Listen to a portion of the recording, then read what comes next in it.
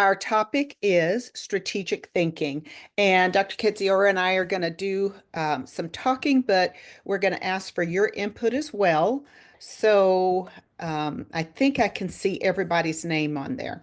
So, as a leader, strategic thinking and the ability to think strategically is one of the highest order leadership skills that I can think of. Communication is up there, but being able to think through something strategically, and you can almost even insert the word logically, is something that not everybody can do. It's also a skill that can be taught and learned. It's not something that you're either born with or not born with. Some people are necessarily a lot more linear and strategic thinking than others, but it's definitely a skill that everyone can learn. And the definition that I'm using of strategic thinking is very simply this: a thinking process used by an individual in the achievement of a goal. And in my mind, that has to do with living our lives thoughtfully, consciously, mindfully, with a plan, not just letting life happen to us, not just responding to situations, but being proactive and actually guiding our life, guiding our schools, guiding our districts to a desired end, to a desired result, to a desired conclusion. So here is a simple explanation of the difference between strategy and planning. Take a listen. What's the difference between strategy and planning? If you want to get rich, here are a few options. Get a job, start your own business, rob a bank, win the lottery, marry somebody rich. Picking the right way for you to go is strategy. Once you've chosen your strategy, say to start a business, that's when you start planning. This includes choosing your customer, developing your product or service offer, attracting seed money, and so on. In business, without strategy, plans have no context and are hard to adapt. And without plans, strategy is not implementable. Your strategy and plans have to line up. If your strategy was to marry somebody rich, but your plans were to rob a bank, you're going to end up alone, broke, and behind bars. Okay, so I'm going to move on to the next slide. But before I do, oops, What? hang on. There we go. But before I do, I would to get you guys kind of started and get you to getting your mindset into what we're talking about today. Would a couple of people just talk to me about strategy versus planning and how that applies to your leadership journey in your school at this time? So, Claire, would you kick us off and kind of tell me how that applies to what you actually do?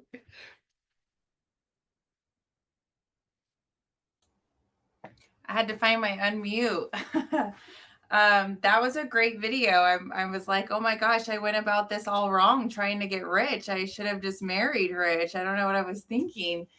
Um, I guess when I try to take the silly out of that for a second and like apply it, the idea of the strategic thinking and the planning versus the strategy, when we're trying to look at where we want to go or what we're trying to achieve, it kind of made me think of like the backwards mapping. Like, here's our end goal and like how do we get there, but we need to start maybe at that goal and work backwards so that we do align with the right strategy, and not like, oh well, we want test scores to improve, so we'll just force kids to read and that will fix it or something. But actually figuring out first best instruction, or research-based, evidence-based practices that have been proven to raise test scores, instead of just like this wild idea of like, yeah, maybe that will work. So that's sort of where my brain connected it. Yeah, I like that. Thank you so much. And Jessica, I see you found your camera. Would would you be able just to share a little bit of your thoughts about how this strategy versus planning applies to your world? Yes. So my camera actually had a little block on it, and I didn't realize was blocking it. I got a new laptop over the weekend, or for work. So I was, I think Claire hit it right on the head. We backwards map. And in my world right now, we're dealing with a lot of math scores for state testing are horrible, and they're not the greatest. And it's like, okay, well, we know where we want to go. That's a great plan, but what is our strategy to get there? And we have to Yeah. do baby steps with that. And the district level thinks we're just going to miraculously be at this level because we made a plan for it. And Yeah, there isn't any strategy. There aren't any strategies in place currently. that's right. We focused our energy and our money and all of that on reading. And so we need to move forward on how we're going to impact our math scores now. So Yeah. that is actually something that administration has been talking about. What's our strategy? What's our plan? What's the first baby step on perhaps just helping our second and first graders, not necessarily focusing on our test takers, but where are we, where are the gaps so we can get there? Yeah, exactly. Yeah. And just not all activity nets you the same thing, because most people in a day are very busy all day long, just really, really busy. They have a plan. They're just working it, working it, working it. But not all activity is equal. Not all activity is aligned to where you're trying to go and all of that. And I think you guys are pointing some of that out. So as we move on, this was part of your pre-work for today. But take a few moments to discuss how you have used or will use the Managing Complex Change chart that we introduced last month, and then draw a correlation between the elements on the chart and strategic thinking and planning. So I'm going to fast forward. Here's the chart, Managing Complex Change. And just as a quick review, what we talked about is that when you have a vision that can be clearly articulated, you know that everybody has the skills to do their role and responsibility in that vision. People have the right amount of motivation, meaning that as adults, they're able to be engaged in the process. They're able to be engaged in what they do as adults on a daily basis. They have the resources, and then you have an action plan. What do we do first, second, and third? Then and only then can you bring about effective, sustainable, person independent change. Without the vision, there's confusion. Without the vision, there's confusion. Without the skills, there's anxiety. Without the motivation, you will get that resistance from people. Without the resources, of course, people are going to be frustrated. And one of the biggest resources that people complain about not having is enough time to really wrap their head around what they're supposed to do, know the end outcome, all of that. And then without an action plan, you get false starts, kind of a whole bunch of actions that might not necessarily be focused and going in the same direction. So I'm going to ask some of you back to the questions. Can you draw a correlation between these elements on this chart and the necessity of strategic thinking and planning? So let's see, Shauna, would you care to weigh in on that? Yeah, I was just when I looked at this and I had to think back because this is from December, right? I remember in my head thinking about times when my plans had not gone so well, and like then trying to figure out which of these areas was missing and why. And then when I've been more successful, like why is that happening as well, like in both areas? Is there something that I'm doing when the plan is created that is addressing a piece that possibly I hadn't thought through before? So I think it really draws out like kind of that, like was mentioned earlier, even the backwards mapping and the thinking about where you're going to end up and what steps you have to take first to get there. Thank you, thank you. Erin, can you add to that? Yes, I can. Sorry for the delay. I'm on the road right now coming from another meeting, so trying to multitask. I think for me, we are in the process of really trying hard to hone in on what we can arm our teachers with in terms of tools in their tool belt to address mathematics. To the point of one of our other colleagues in here, we are going in the wrong direction with mathematics, and helping them recognize that it's not about them per se, but that it's a systems issue, and helping them become data literate and kind of build those skills. And then once those skills have been built, hopefully the will come. So Yeah. we talked a lot about it in one of our district leadership meetings today, because it's widespread in our system, and we just have educators that are trying their very best, but they haven't quite put together that there's other options out there for them, and that we can help them through that. Okay, thank you, thank you. And then Nathan, can you add on to that before we move on? To her response, or you want me to give a new example? You can give a new one. Yeah, so let me go back to the question. Can you draw a correlation between the chart and how strategic thinking and planning would apply to what you see here and what's required for managing complex change? Well, I mean, the thing I thought of right away was that bottom line on this chart of that idea of if there's not a good action plan, then all these other things can happen, but they'll be false starts. And so I think often we like create vision, even what we're talking about with math, right? Often we have these conversations that everybody's like, yeah, let's do this. And it's not our teachers, they're doing great. And everybody's motivated to make it happen. But then when it comes down to it, like we often leave those conversations with so what exactly are we doing? And nobody has a solution or a next step or a thing we're trying.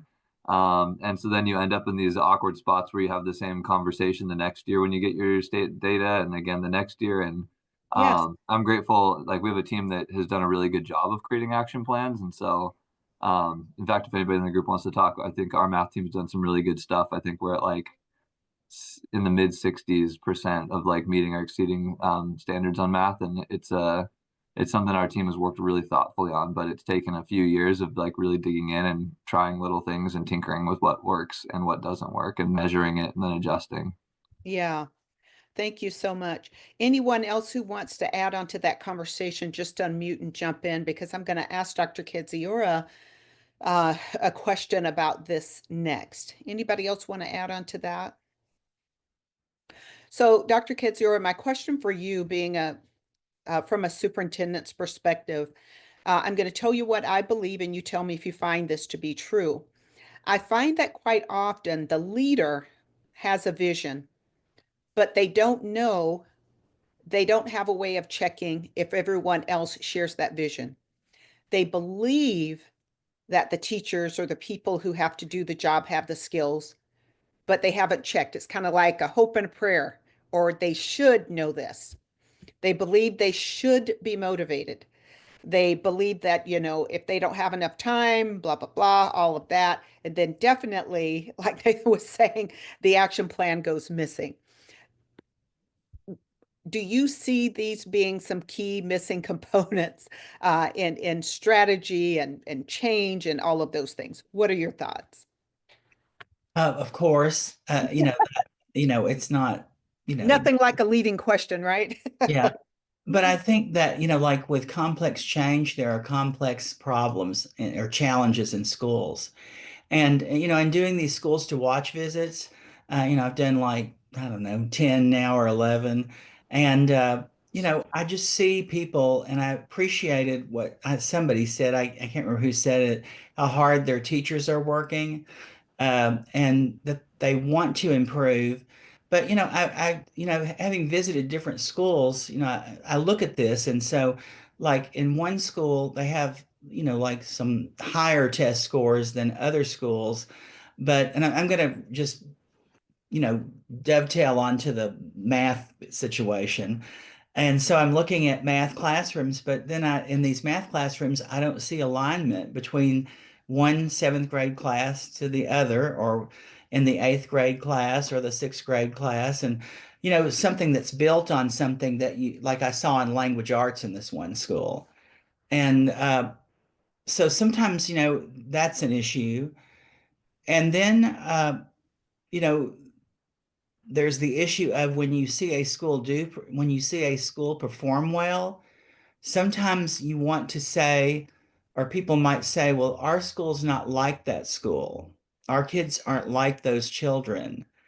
And I think that we need to look at that thinking because um, whatever gets someone further doesn't necessarily mean that you have to have the same conditions. That there are things that they're doing that are building collective efficacy and collective work so that they can get better.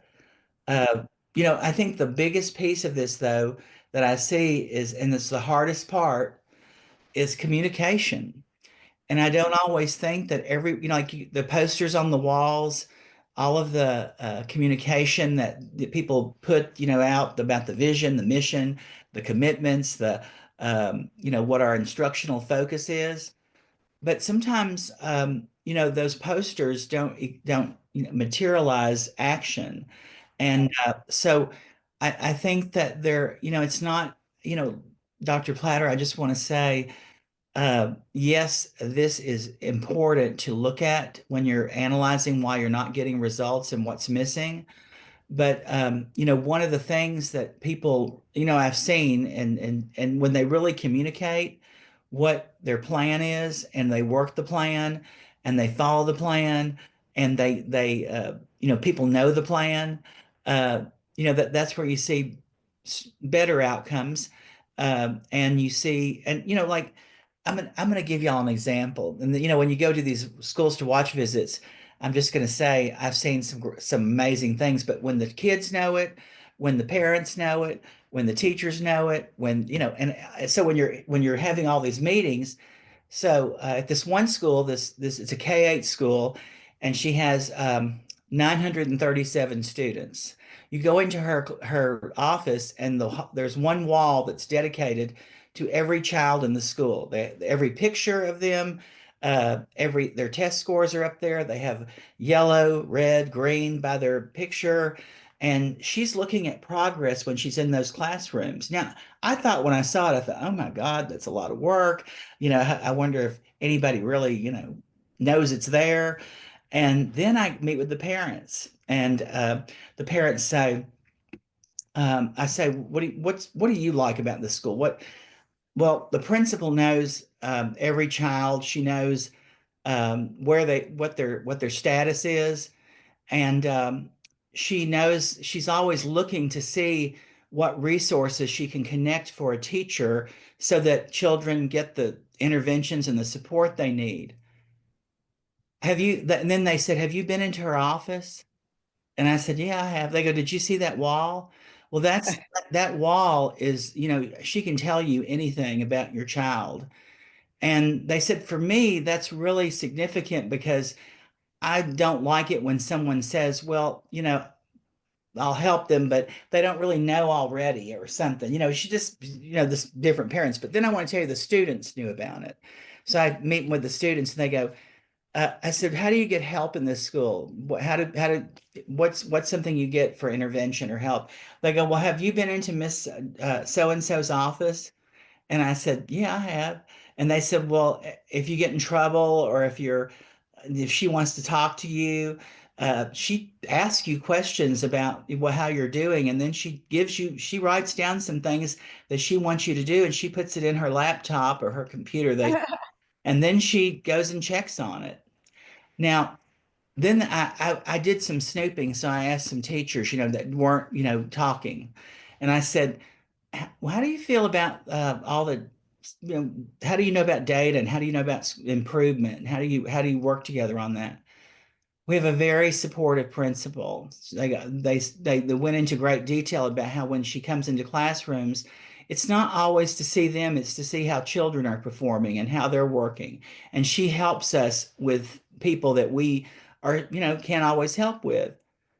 Now, when I was there, she didn't like worry about me or worry about the team.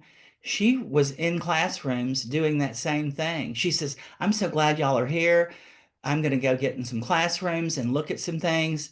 And, but, it's whatever you make important is what becomes important. And so, when I look at this, the vision was there, the skills, the motivation, the resources, the plan. But what I loved most was there wasn't a gap in who knew about it. It was communicated from pre-K all the way to eighth grade. It was a K-8 school. And it was just one of those things that, it's hard to do. I'm not going to say it's hard to do, but Mhm. when you see it, and then, she's not doing it alone. She has assistant principals and they're involved. But I just say that because the communication is so important, that people know what's expected, and that learning is important, that teaching is important, and that people are doing their best to meet those expectations. But when they're not, and that's kids included, the leadership is leading and not just telling. They're showing and they're giving examples of how to get there. So I don't know if I answered your question, but Well, you did, and you brought up some very good points that I want to kind of illuminate. And one is this person. I don't know where you were and all of that, but this I person. can tell, but I didn't, it's okay. It's Pacoma School in San Bernardino City. It's a K-8 school. And I was just, you know, mesmerized the whole day. But, Yeah. yeah. But this person had a vision, and she knew that everybody knew because, there's a saying that we have several opportunities, several touch points in a day to build a relationship and to communicate what we stand for. And it appears to me that this person is taking every opportunity that she can, little micro moments with people to live out her vision. Every time she relates with somebody, it appears to me that she's using that as an opportunity to expand and make sure everybody knows what the vision is. Because you're exactly right. You can have as many posters up as you want, but if it doesn't become a part of your everyday language and what you expect of people, people don't care and they forget. And I'm sure you remember, Dr. Kidziora, when you were superintendent, you had the 11 commitments. And one of the things that I was impressed with about the 11 commitments is that they were on every sheet of paper that you gave out. They were in every conversation that you had with people about their behavior, about culture, climate, and if that behavior aligned with those 11 commitments. So, and it wasn't something that you adopted one year and then had new commitments the following year. They sustained. So, do you want to talk about that? Because that's another example of how you build a united vision with people. Part of evaluation, part of what they had to do, part of what you were expecting of them, from a superintendent's perspective. Well, when I became superintendent, I did a survey of what to stop, start, and continue. And what I, having done a dissertation, what I did with those results was this is how the 11 commitments evolved. But it's what people were saying wasn't happening that the 11 commitments were developed. So one of the things people said was, I don't know why we're doing certain things. I do not know why this practice, just it was over and over. So the first one was start with your why, and but not just your why, but tell people why it matters. And don't say the district told me to do it or the superintendent told me to do it. Say this is what we need to do. This is what we have, like at a school, you just have to establish the why it's important, but also your why. Why are you there and what does this mean to you? I noticed sometimes people, especially leadership, they weren't being vulnerable. They weren't telling stories about themselves, about how they, you can get up and talk about how successful you are, but people are more interested in how you failed. And they really want to know, how you struggled because they think you're perfect and they don't want to disappoint you. But when you can give them examples of how you uh, overcame adversity, how you worked, in spite of what you were given, and resulted in something positive and what you learned from it, that gives them, the idea that it's okay to make a mistake, but try things, be innovative, and to have a culture of risk taking. The second one was use good manners and there were 11. And the other thing that people said when I did this, what stop, start, and continue, stop treating people so bad. And they didn't mean me, but they talked about how when people came into schools or when children were talked to, there was a culture of not very appropriate, not professional. And so we had to do a lot of, professional development on that Yeah. about being, using good manners. What's that mean? We think everybody knows, but in a diverse society, people have different opinions and thoughts. And when people come into a school, how do they feel? Do they feel welcomed? And does every person feel welcomed in that environment? There were 11. I don't know if you want me to go through all 11, but number three, was they had to use good manners, and number three was making sure that they understood about equity and that they understood about collaboration. They were committed to that because sometimes people uh, they thought that they were doing that, but were they having shared decision making as well as shared accountability for those decisions? And we elaborated on these 11 over and over. It wasn't one time. I asked people in every meeting that they had to choose a goal from the strategic plan, to choose a commitment, and to talk about why they were doing it.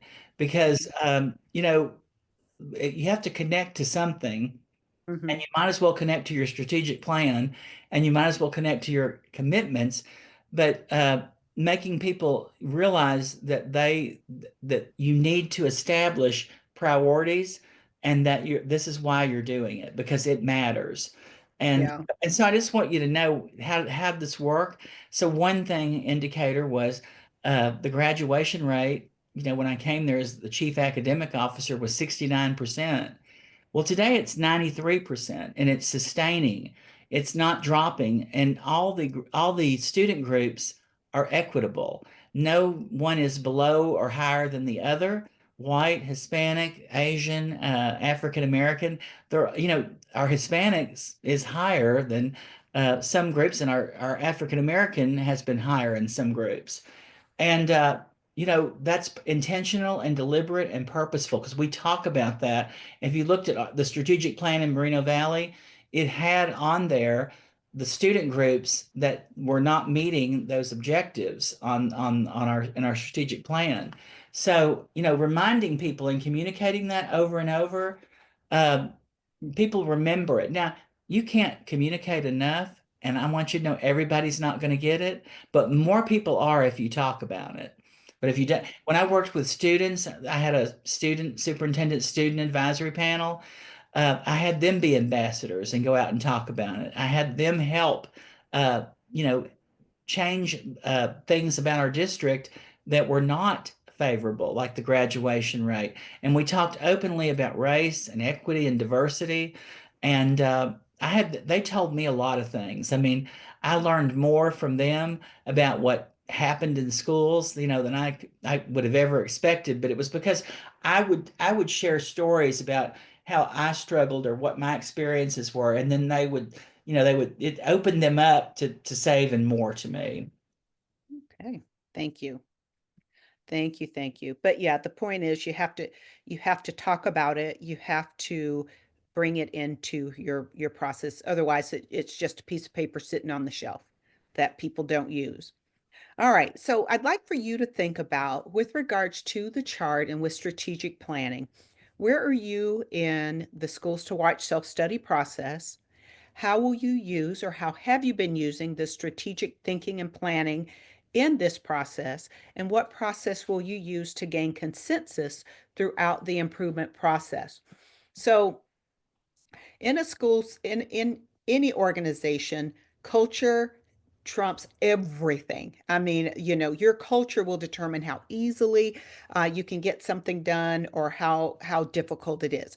So I'd like for you to be thinking about, as you're going through your self-study, whatever process you're in, as you're thinking about your capstone, whatever project you're trying to do, looking at that chart and thinking through how you're going to use that to bring about a strategy to get a good result. So number one, think about, how do you cultivate strategic thinking? Number one, articulate your goals clearly. You would not believe how difficult this is. A lot of leaders that I end up working with as an executive leadership coach, the biggest fundamental root cause problem that they have in leading the organization and getting consensus and getting buy-in from people is that they are not clear in their head about where they're going. Therefore, it's very difficult for them to articulate their goals clearly, almost like, people are seeing it on a movie screen. So, number one, you have to be able to do that. A lot of times you need a thought partner to work with you on clarifying exactly what it is you're trying to do. Most often, what people are trying to do is too broad and they have to narrow it down. Almost like when you're doing a dissertation, you start off with the really broad idea, but you end up doing something that's actionable. So, Simon Sinek is going to talk to us on how to improve strategic thinking because it's impossible to do strategic planning without being able to think strategically. Take a listen.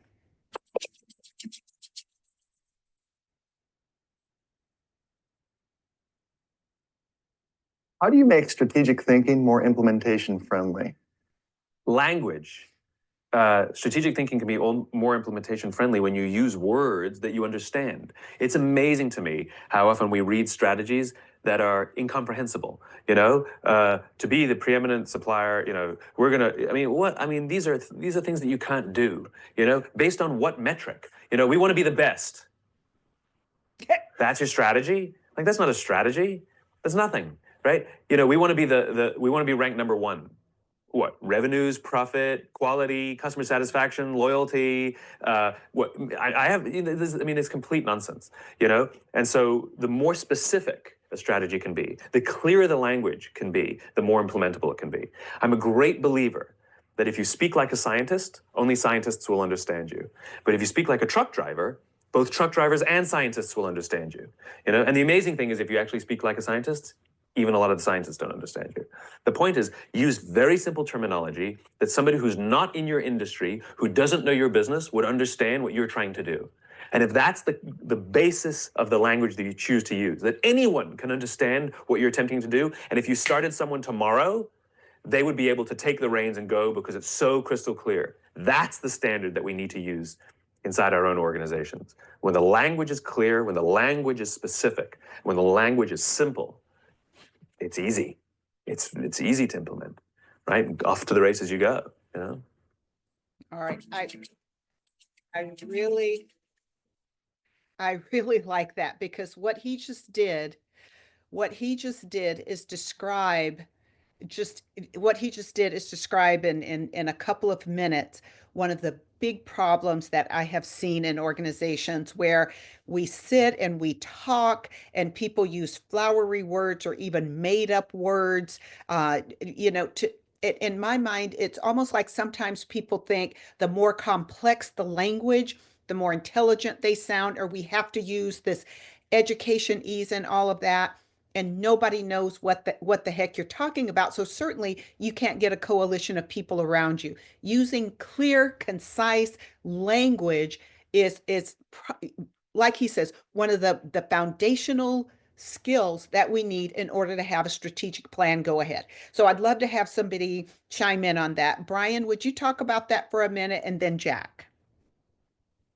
Yeah, and I've been thinking a lot lately in my own practice about keeping the main thing, the main thing, and the strategic plan. And I forget who it was earlier that talked about how if you focus on whatever you focus on is what you'll do. And as I was looking at that matrix across the board, and then listening to Dr. Kidziora talk about visiting classrooms and things, and I think it's just whatever is top of mind. And as leaders, once you put your mind to something, it's going to get done. You fall behind on your evaluations, and then, oh, I got to do 6 observations this week, and then boom, magically you get them done. And so I think really using that strategic plan in the bigger picture to drive what we do every day with our time, that's something I've been struggling with a lot myself and thinking a lot about.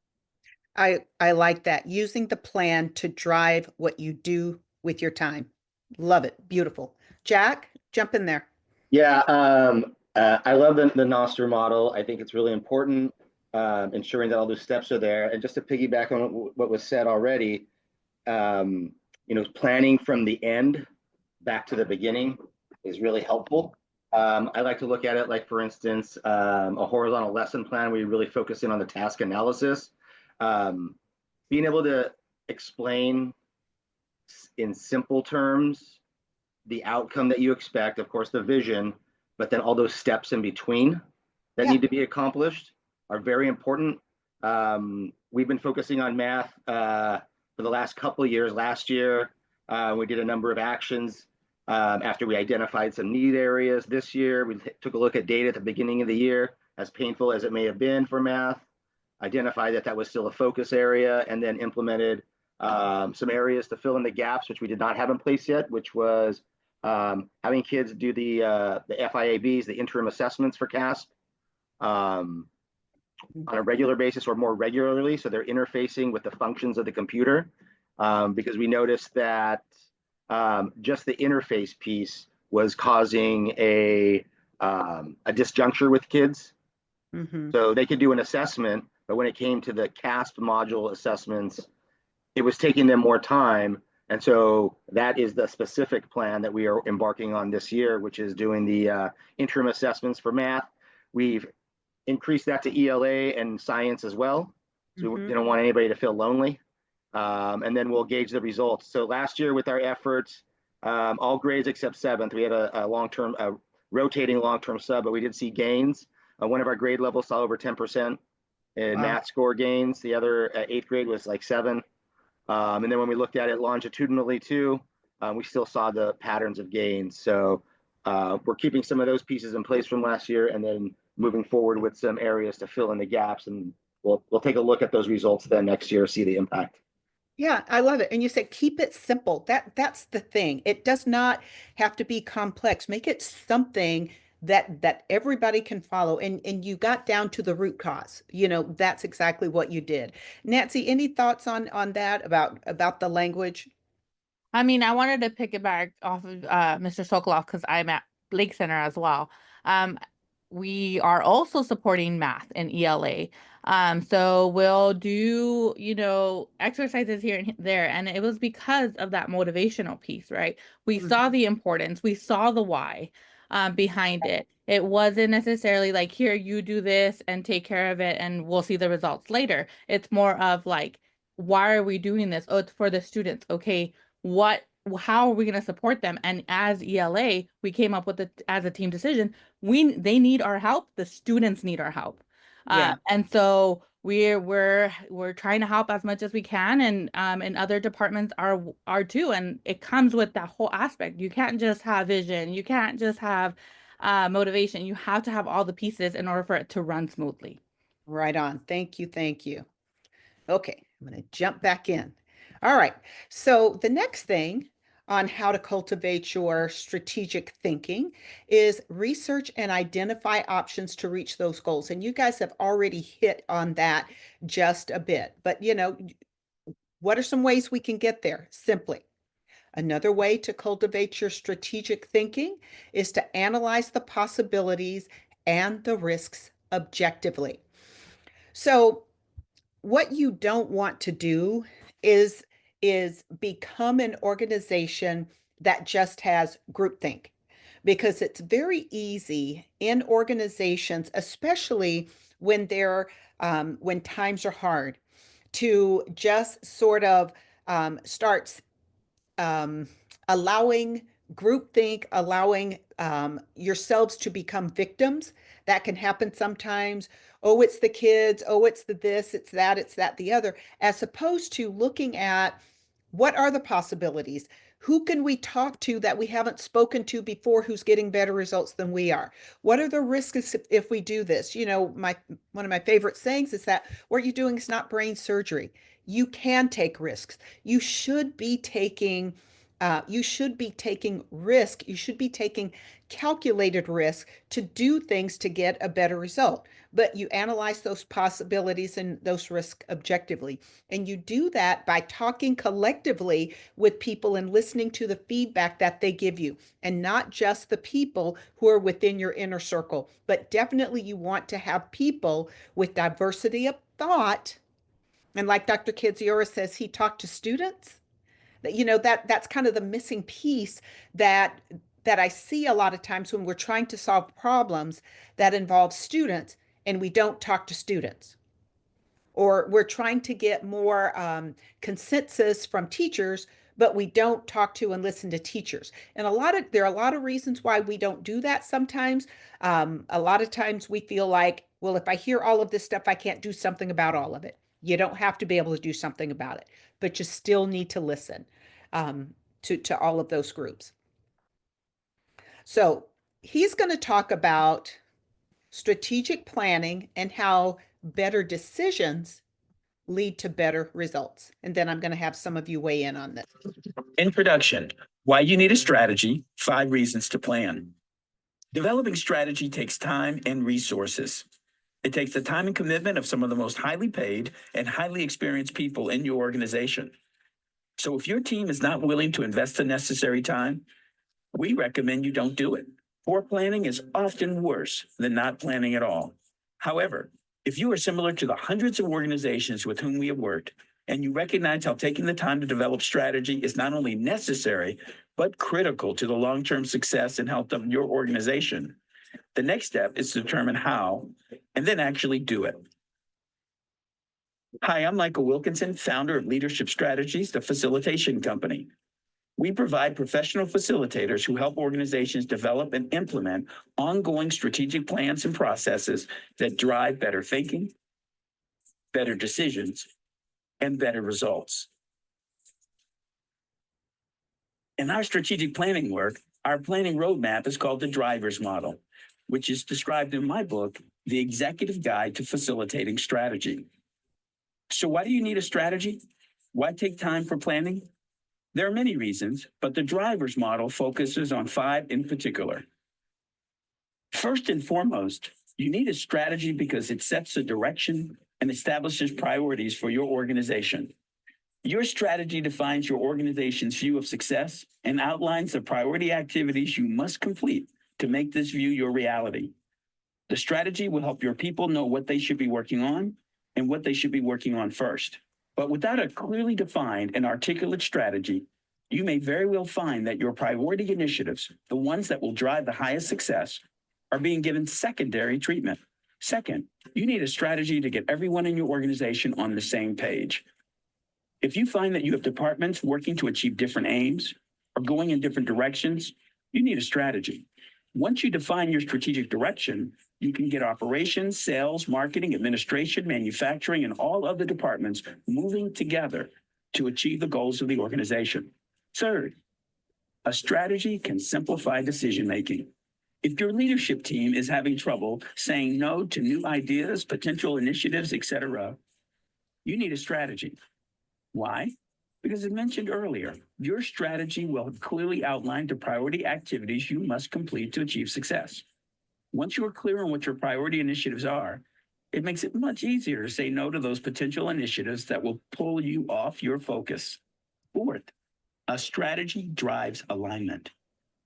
Many organizations have hardworking people putting their best efforts into areas that have little to no impact on strategic success.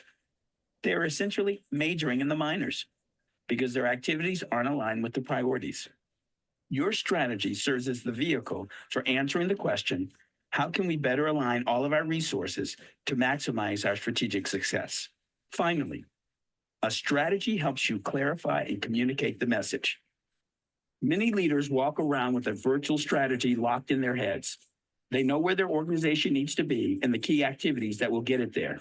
Unfortunately, the strategy is not down on paper and hasn't been communicated thoroughly.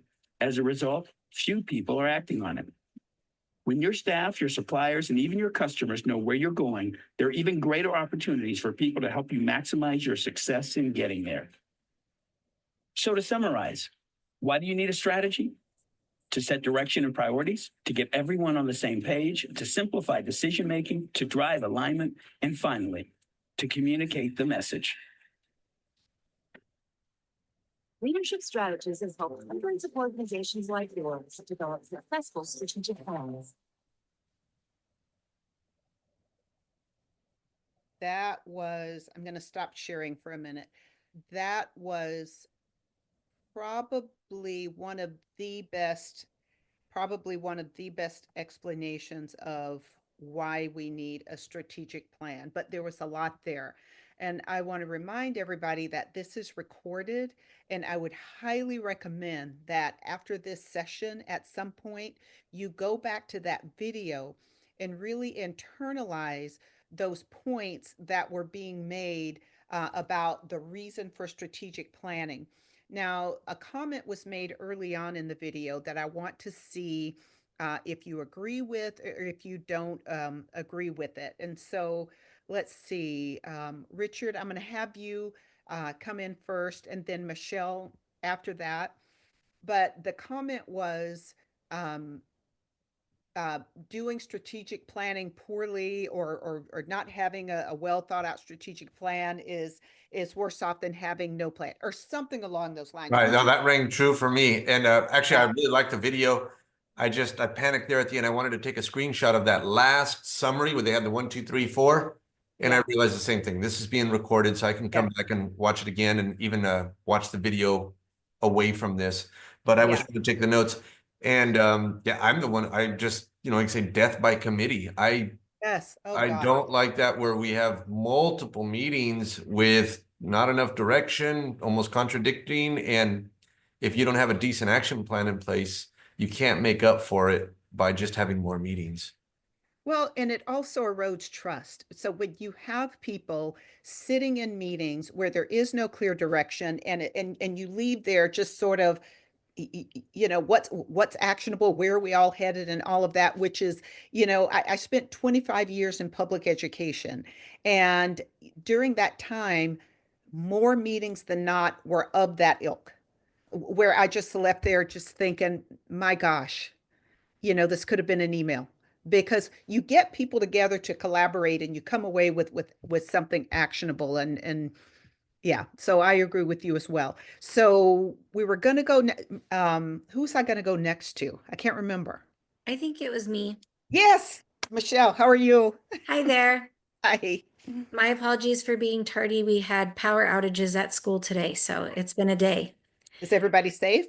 Everybody is safe. The fire's blowing away from us, so that is always good news. But the power safety shutoffs for our community is like the 5th or one in the last 3 weeks. Where are you? In Acton. So we're in between Palmdale, Lancaster, and Santa Clarita. Okay. So wow. Were you yeah, able we're doing okay, but it's been a busy day. My gosh. Were you able to hear the video, see the video? Yeah, Okay. and in answer to your question, I came from teaching directly into administration, so I definitely still have like a teacher brain. Yeah. And in teacher training, we always talked about backwards planning. Like you would never give an assessment that you didn't know what the end goal was, right? Like you would figure out, what do I want them to know by the end, and then you're going to figure out how I want them to get there. And so Right. I think we can approach leadership positions and meetings and agendas, strategic plans, all of it the same way. I was part of the strategic plan when we wrote it for our district, and the very first thing we started with was a graduate profile. Where do we want our kids to be by the time they leave us? And I think that needs to guide, if you put that backwards planning lens on, that can drive a lot of it. Where do we want to be by the time we're done meeting? Some people say never attend a meeting without an agenda. Like, what are we doing before we get here so we can show up prepared? And we all know that we met our goals by the time we leave, because sidetracks happen. And in order to stay on course, you got to have a plan. So that's right. Thank you so much. Christine, what were your thoughts on it? Any thoughts from any point in the video? Hi guys. I myself and my team were actually on a meeting. We had to have a emergency meeting for ISIS, so I just jumped on. Okay. All right. Very good. Thank you. Marissa, your thoughts. Sorry, I'm responding to my principal right now. Oh, never mind. Okay, No, you do it's that. all good. No, it's all good. The one thing that so I was taking notes over here as I was texting his response to him. I know this is what our lives are these days.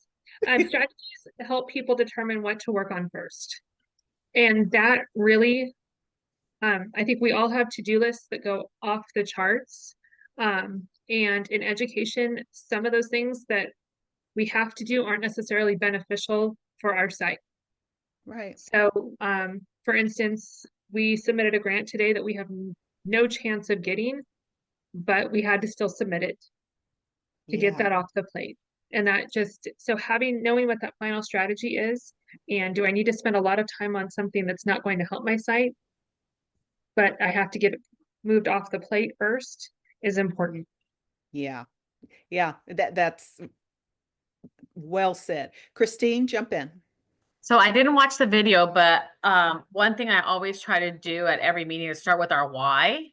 Like, why are we meeting today? What do we want to go away with? And then at the end of our meeting, going back to our why and making sure I'm checking for that understanding, just like I would in the classroom, making sure everybody knows their roles, their responsibilities, what they gain from the meeting. So I think that's two things I try to always do. Yeah. So. Thank you so much. Okay, I will jump back in and share again. All right. Introduction. Get past this. Okay. All right. Number 4 on how to cultivate your strategic thinking. Decide on a course of action based on your research and analysis. And your research and analysis can simply be feedback, it can be data, but you need to analyze it and make meaning out of what you know.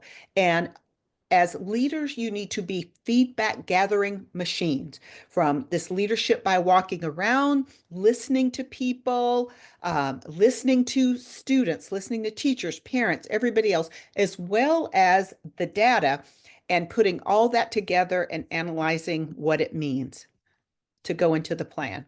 Then after that, you want to create an implementation plan. What are we going to do first? What are we going to do second? And then being a responsive organization used to be called a learning organization. To me, it's the same thing because situations, people, context, cultures, things change all the time. So you want to make adjustments and adapt along the way to make sure that you're staying on course. And I'll use a very, very simple example. If I want to lose 10 pounds, my strategic plan might be to eat less and move more. And I get more specific with that. I'm going to walk 3 miles every day and I'm going to keep my calorie intake to 1,500 calories. If after 2 weeks I still am not losing weight, when I check in, then I have to go back and say, am I really doing what I said I was going to do?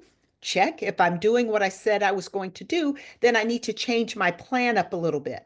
Do I need to increase the amount of time that I walk or lower the calories or both? But I don't just keep going on the same path if I'm not getting the result that I want. I adapt and adjust along the way. So, with whatever your strategic plan is, whatever your strategic thinking is, you have to have points along the way where you measure your results. And the amount of time that you take to measure the results depends on the length of whatever it is you're trying to accomplish. It's context and it's project specific. But you don't keep going along a path because a bunch of people sat in a room and said this is what we're going to do without coming back frequently to those checkpoints and making decisions about how you continue to proceed. A lot of people call it beta testing. Any thoughts on that one? Love that analogy, and I got myself into trouble for using it my first year as a principal. Why? I thought it was pretty good because my big picture, the point was we're not going to come up with this plan, and then at the end of the year, we're going to weigh ourselves. And at the time, my sister was trying to lose weight for a wedding. Oh, But okay. you can't just say I'm going to lose 10 pounds and then 6 months from now hope that you have. I would expect, you're checking your weight on a regular basis. And I went into all the details with the same ideas of if I haven't met that mini goal, I need to ramp it up a little bit. And if I'm on pace, we're doing great. So that's what we're going to be doing with education as well. And it fell on deaf ears. And I got a long email that evening from one of the veteran teachers that just Oh said, my goodness. Oh yeah. I've battled, and she wasn't even a big woman, but she says, I've battled with weight problems for a long time. I didn't appreciate your analogy. Let's stick to education. And I've used it again, other than mentally, because I think it's a good goal setting. And I think just about everybody, especially in January, Yeah. talking about these goals. I know, yeah. Thank And, you. and That's why I started smiling as soon as you started. well, I guess when that happens, you can just say sorry and move on, type of deal. But yeah, I mean, the point of it is exactly what you're saying. You do have to have many checks along the way. You don't just keep going on any trajectory if you're not, if it shows that you're not headed in the direction that that you want to go. Uh, Other thoughts on that? In Linwood, we have common assessments every 5 to 6 weeks. And so, in English and in math and all content grade levels. And it always blows me away when we're in these data reflection sessions, looking at the data, that teachers kind of wait till they're 5 weeks into it. And I'm like, why don't you guys do a standard and then check, a standard and then check, a standard and check? Right. And so I kind of feel like this is the same situation with anything we would do. Like we need checkpoints. That's why I love timelines. Because if we're not on the right track, if we need to add more resources, if we need to take away resource, if we need to pivot, how do we know if we're not taking a pulse? That's right. When Dr. Kitziora and I were both in Hemet, we had one principal who had remarkable growth in test scores every single year. And what this person did, it was an elementary principal.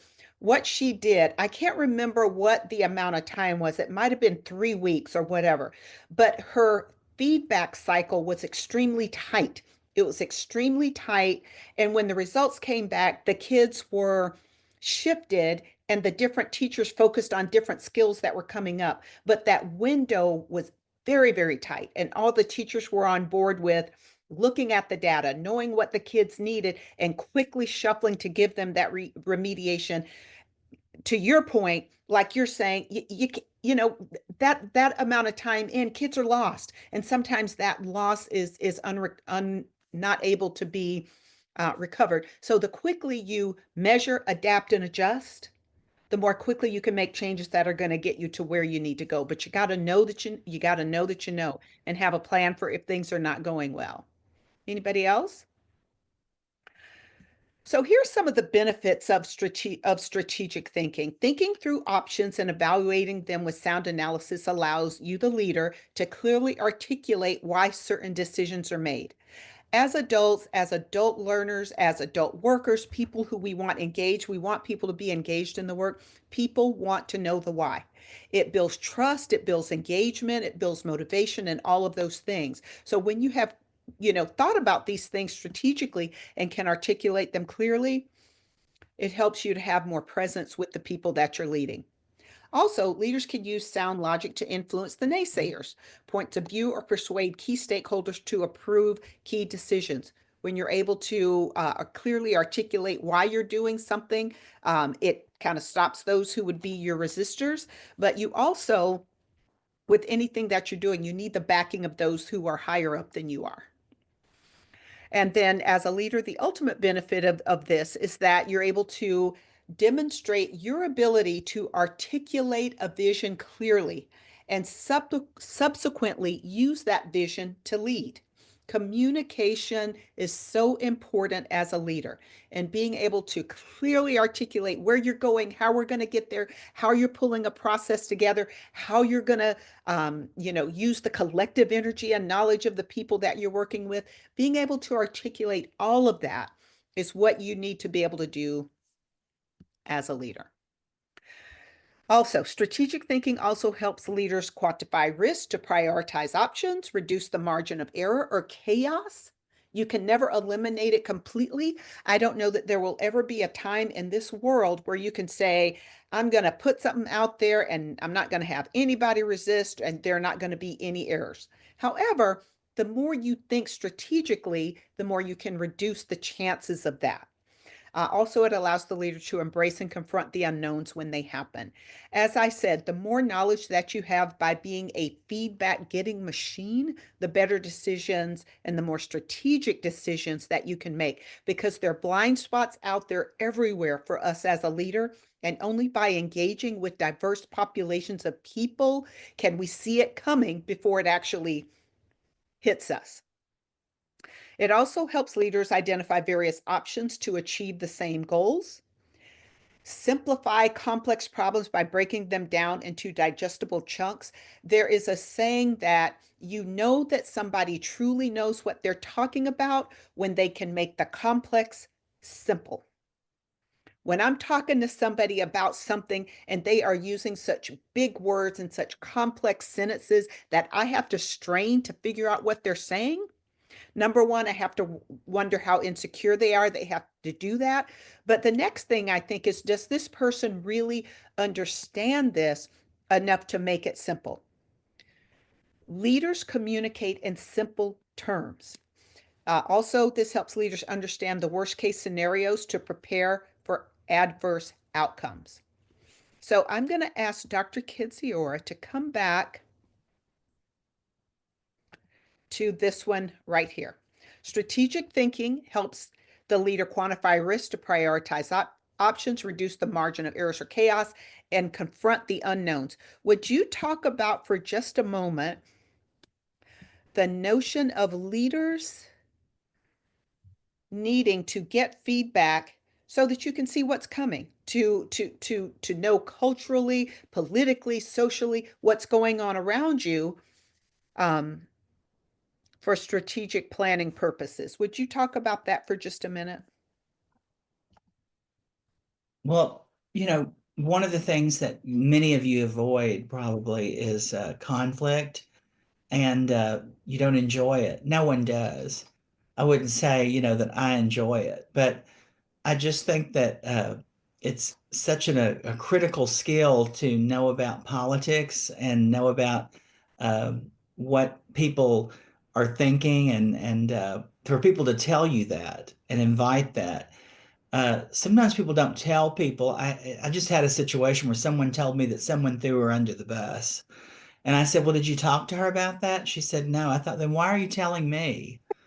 But I think that's what we do is we talk to other people about it, but we never really talk to that person for fear that it will get worse or that kind of thing.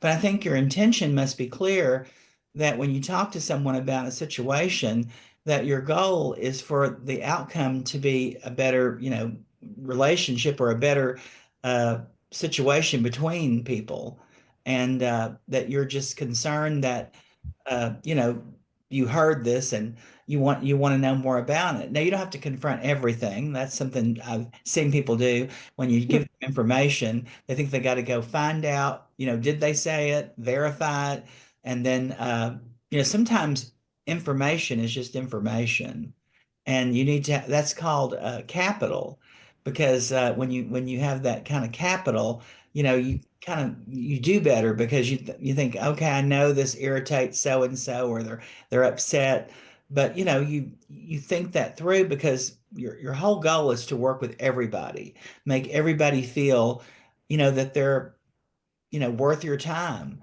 When I was a superintendent, I met with parents a lot, and they would tell me things, and I would say, well, why did you come to me? Why didn't you go to the principal? And they'd say, well, the principal doesn't seem like they want to hear it. You seem like you want to hear it. Now, it isn't like I wanted to hear it, but that's what their perception was. So I think what's important here is that, I know you can't be listening to everybody. You're not a therapist all day, but that people do have to see that you're available and that you make time for them. And that, you can say to people, like I used to say to parents, I have 1 hour, and they would come after work, and I'd say, I have 1 hour, and I want us to have a better outcome than when you came in. And then they'd say to me, well, good luck. And but that didn't daunt me. But I just think that what I really wanted, and I would tell principals, I really want them to come to you. I don't want them to come to me. I want you to develop a relationship with certain people. Now, sometimes people, I'm going to give you another example. I had a lot of special ed parents. I have a special ed background, so I enjoy, and I really do, helping people. But the special ed department would say to me, "Are you friends with these parents?" And I'd say, "Well, what do you define friends? Well, do you see them socially? Or, I mean, you act like you like them." Well, it's not that I like them, but I do care about them, and I I want they're part of our community. But sometimes people think because you're nice to people or that you listen to people, you like them. You like them more than other people. You like everyone. You give everyone, opportunity. But you're not doing it because they're your friends or it's because they're your, you know, that they mean more to you than somebody else. It's just that you treat everyone as good as you want to be treated. And I think that, in politics and situations at schools, you have teachers that when they come, sometimes certain people you look the other way or you don't you wish you didn't see them that day or something. But that's where you have to be mindful of that other people see you and they see how you treat certain people. And so it's really important to be, as a leader, to be consistent and to say hello to everyone and to give people, even if you don't want to listen to them sometimes, the time and the opportunity, because that sometimes is a perception that is developed, and you're not perfect, but you're just trying to make sure that as much as possible you're you know making them feel seen, heard, and valued, much like we want people to do for children, when they're in a classroom. And so I just say that because when I visited these schools to watch, one of the things kids said to me, sometimes there were certain teachers, and I would think, like, oh, that's not such a good classroom. But then the kids, when I'd talk to them, I'd say, tell me your favorite teacher and why. And they tell me a teacher. And I was surprised. It was teachers I didn't think that were that good of a teacher. And then I'd say, why? And they'd say, he gets me. She gets me. She knows how to talk to me. And, you know, so, that's a quality, yeah, something that you can work with, that when kids, tell you things like that. And so, the I wish there was a checklist for this or some way to say to you, do this, this, and this, but it's just being ever present, like being, uh, off your phone, taking notes, listening to people, but dealing with conflict and addressing, things that sometimes you don't want to address, but it helps to let people, uh, know that you care about what they think and that it matters. And so, I know we don't have all the time in the world. So, Dr. Platter, I'm going to go back to you. Well, one of the things that somebody said in a coaching session I was doing is, even though there is not a checklist, if as a leader you have in your mind that every time you come face to face with somebody, it is an opportunity to create a better relationship, that you will find that there are, I'm exaggerating, but a million opportunities in the day that you might have overlooked if you didn't have that mindset. So just approaching people that I want you to feel better when I walk away than you did when I walk to you. And if that's the mindset, what you say, what you think, how you approach them that energy is going to be very different than if your mindset is something different. Like, I don't want to approach this person, this person's always grumpy, this is that. It ceases to be about the person and ceases more to be about what your goal and your intention is in every single interaction. And I promise you, it will net you positive results in the end. Plus, on top of that, you'll feel better. You will feel better about your day, and you will start liking people. You will recognize that there's some things about people that you never knew that you like that you do, and it all helps you lead more strategically and more informed. So I'd like to leave you with this. Think about how you will become even more strategic than you are now in your thinking, and how will you use that mindset to lead your staff in the improvement process. So I'm going to stop sharing and ask each of you, as we close, if you're not driving, and if you can, I'll start with Christine, and then we'll go to Marissa and Brian. But what are some ways, anything that you can take from today? It can be a word, a thought, or something that you intend to incorporate into your practice. I think number 6 really hit with me in regards to adapting and adjusting. We are doing like personalities and identifying our strengths and weaknesses as leaders or areas to grow. And so that is a very pivotal point in regards to asking the right players to be in the right area. Am I allowing my principals to grow in an area they want to grow in, or am I just putting people where I think they would best be to get the task done? I like that. Thank you. Marissa, and then Brian, and then Claire. I like that the change needs to be person independent. Oh, and I was at an MTSS, the technical assistance for the MTSS grant years ago. And one thing they said was, it's not a program if it can't continue when the person who leads it leaves. And those two things went back and just tied in together. I wrote them both down together. Nice. Thank you. Brian, and then Claire, and then Richard. I would second that.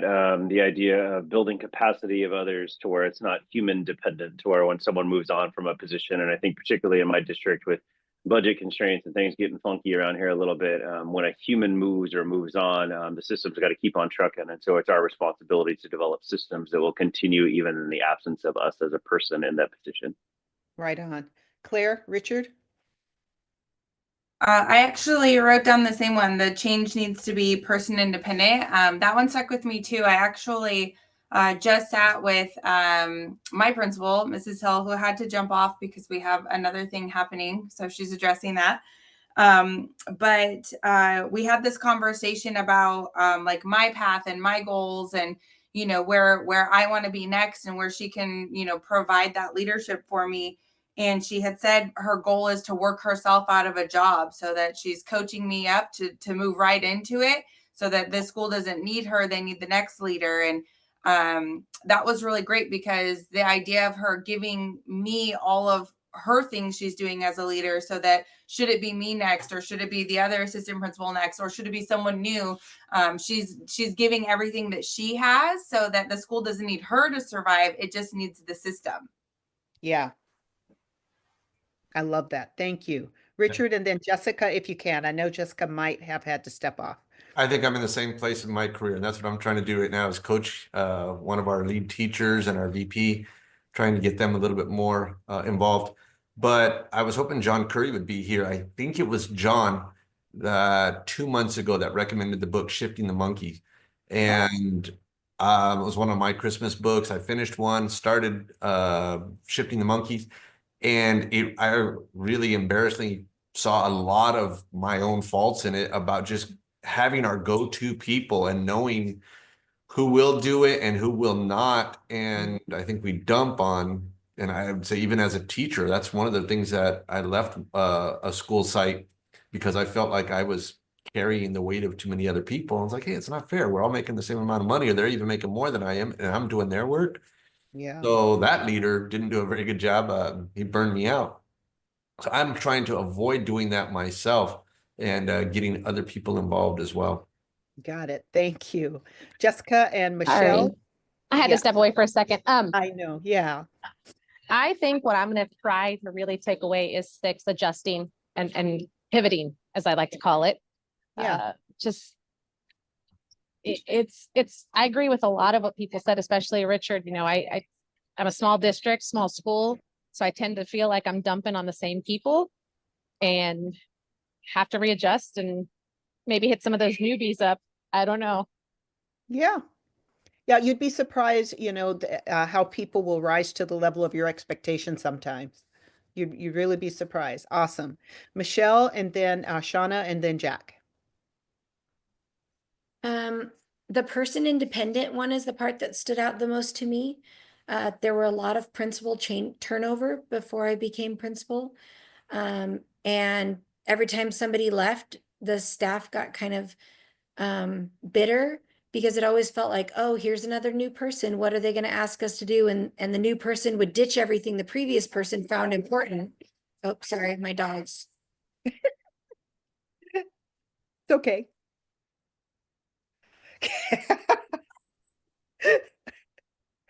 Barking is okay. I had to come home because we have no power. So I know. and I have a generator at home at least. So yeah. Okay. But anyhow, just that of if you have consistent programs, hold on. Gosh. This reminds me of COVID. Right? If you have programs that are independent of a person, it won't matter what new person comes. That's because right. everybody that's there will continue doing, and they'll be able to bring the new person on board. Yeah. And so you don't get that burnout of what's your new flavor of the month that you want us to try, and then ditch all the other things that the previous person thought were important. So That's right. I have supervised schools before that were getting a new principal, and the comment was, don't worry, the teachers have it. They know exactly what to do. And that principal just stepped right in, and the systems were just, just clicking. So yeah. Shauna, Jack, and then Elizabeth. Yeah, so two things, like many folks have said, the person independent, and then also I think, shifting and pivoting. The person independent has always been important to me, like the sustainability of programs. And I think when you're a principal, like, we all need to be aware of our own strengths as well. And I think that's a big one for me, is like, what are things that I do and take ownership of that I find are really valuable for my staff, and can people really do that on their own, or would they, right? And what is the most valuable piece of that, and how can I fold that into training or mentoring folks to take on those roles? So that I think is one piece. And then the pivoting is really interesting, because I've been at my site for quite a while now, and so I always find myself, it's like, you kind of want what's fresh and what's new, and how can I make this more, like, how can I challenge myself and shift things a little bit? So I think once you start to see systems in place, it's very rewarding to see results from something that you've implemented. But I think that one thing that I've seen being at the same site is that I get restless. Like, I don't want to just rest on my laurels there, that like, okay, this is going well, right? It's like, what can I do next? How can I revisit it? What data can I look at to see if there's something that we're missing, or we could do better at, right? So it's like that more frequent revisiting of processes and things that are happening to make things better. That's a good place to be, because that means that you feel on top of things, not underneath them when you get to that point. That's Yeah. really good. Yeah. Jack, Elizabeth, and Nathan. Yeah, thanks, Dr. Platter. First off, yes, the systems that are put in place, very, very important. And yes, they can run on their own. But I think that what's crucial with those systems in place, like you said, Dr. Platter, is the culture of the school. The culture is going to impact those systems and the ability to continue their implementation with or without you.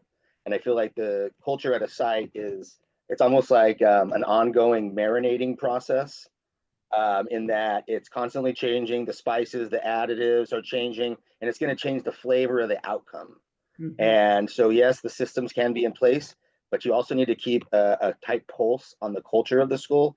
You may have heard the story one time. A veteran principal from Poly High School in Long Beach shared the story that one time a principal got to a high school in the Midwest, and there was a water tower in the back with all sorts of graffiti on it and whatnot. And it, according to the principal, was a real eyesore. And so he was going to go and spruce things up, didn't check with anybody, and then painted over the water tower in the back of the school.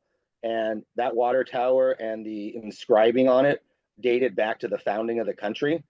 And he painted over Abraham Lincoln's graffiti, a number of other historical dignitaries, and that principal was surprised to see a mob waiting for him the next day when he showed up. So again, culture is huge.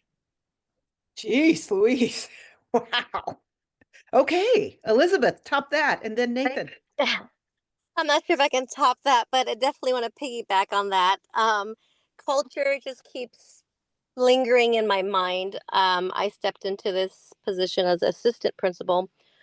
This is my second year, and it just feels, I'm going to say this with even though my team's here, is the truth is it always feels like admin versus teachers. It's a very union heavy school. And it's been a rough last year, coming into that type of environment, almost toxic, I want to say. But I realize that we can do all the strategic planning, and have systems in place, but really that culture is going to drive the school. And I know Jack had mentioned earlier, and I remember I think it was Rita Pearson who said this. You can do all the things that you want to do, but sometimes people won't remember that. But they're really going to remember how you made them feel. And I know that our day to day is always, it feels nonstop. Back to back meetings is what I put in the chat. But I know that that reminder earlier was we somehow have to find the time to really be present and connect with our staff and students, because that's the time that matters and that's what they're going to remember. And if you can make them feel and understand the why and how we care and that we're in this all together, then that's when the culture will shift, and then we can put systems in place that will be sustainable. Yeah. And we can have an offline conversation about when you're in a situation where the union is predominant and not in a positive way. There's some realities there for sure, but there are some things that could get done. So we could talk about that at another time, but for sure. Nathan? Yeah, I was just thinking about, I tend to be, I'm a former math teacher, and so I tend to be more strategic in my thinking. But it was fun while we were talking, I tinkered with the agenda for our instructional cabinet, which is like all our department chairs for next week, to go Yeah. back and reflect on. We had made goals at the beginning of the year of just like what we're going to do. And I was like, you know what?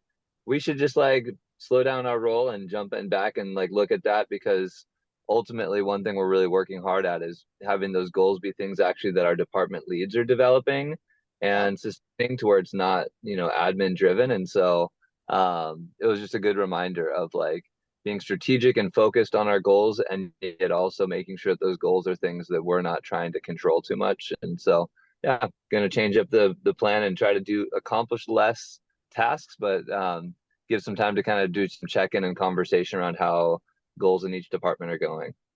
Success. Thank you. Very good. Dr. Katsura, any closing comments? And then Miriam, any final reminders for the team? No, I just want to thank everybody for participating and being here today and listening and, trying to be better leaders every day. We all are. And each of what you say helps each other. And so I just think voice is so important. So thank you for encouraging each other and for being here today, because it matters what happens here. Thank you. Absolutely. Any reminders, Miriam? No, none that I can think of. Just, continue to check your emails. If you're not getting emails, then reach out to me. Oh, I do have a new phone number. Is everyone in a position to, here, I'll put it in the chat. I was waiting to tell you all at once, and I'll share with other people later. But if you need to get a hold of me, I want you guys to have it. So And that this is all. And this is recorded so they can access it by how, Miriam? I'll also say it. So it's 562 No, I'm 522. sorry. The recording. Oh, the recording. I'll send out I send out an email afterwards, and it's linked to YouTube. Yay. Goodbye, Yeah. everybody. Have a good evening. Thank you. Take care. And